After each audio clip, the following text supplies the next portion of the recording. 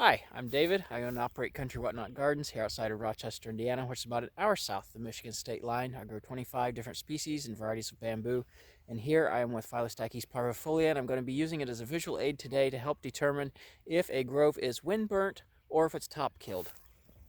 Now, if I come over here and I can get my phone to focus on this, we can see that there is a little bit of green right there on that leaf that leads to a green petiole that is connected to this stem on this branch.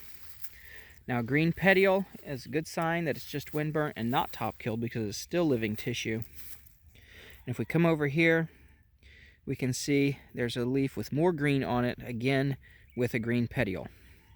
So it's a good sign that in the spring, usually before this grove begins to produce new shoots, these buds on the branches, if I could find good examples, will begin to grow and produce new foliage instead of the culm dying. Let's see. I'm trying to find some good examples here of some buds. Okay.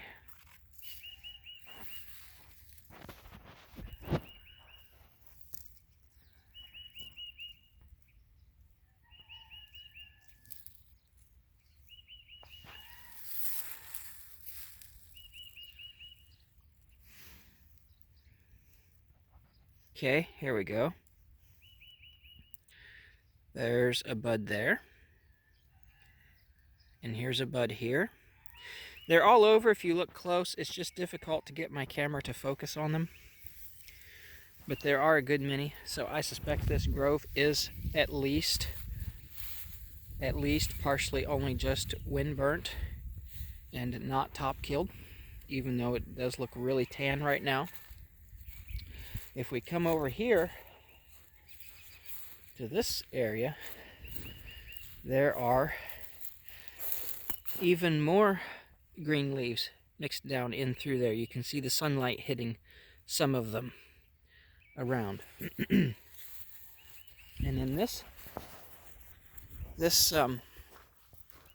plant over here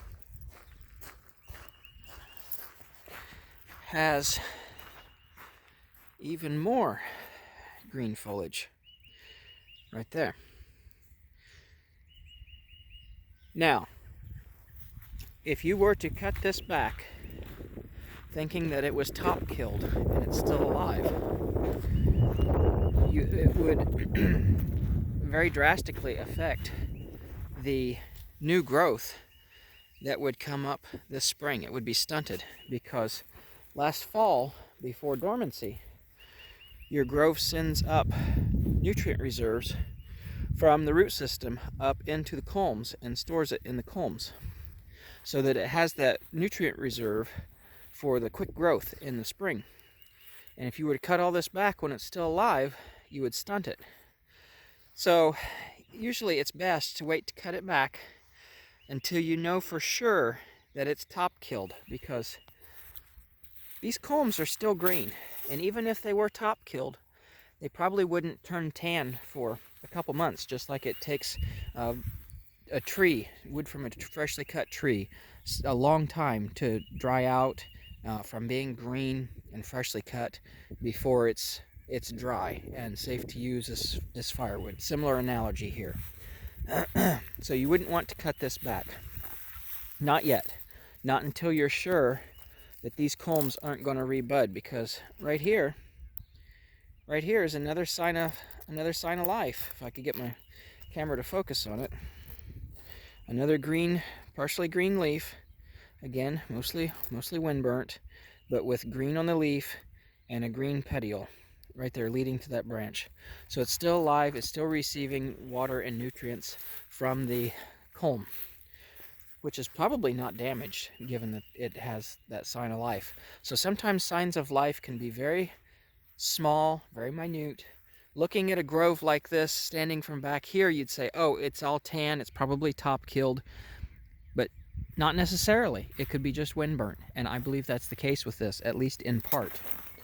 So we will see before the shoots begin if these if these buds start to grow, because typically these will start to bud out before it puts up new shoots. So anyway, that has been a look at whether or not you should cut back your bamboo just at first signs of desiccation.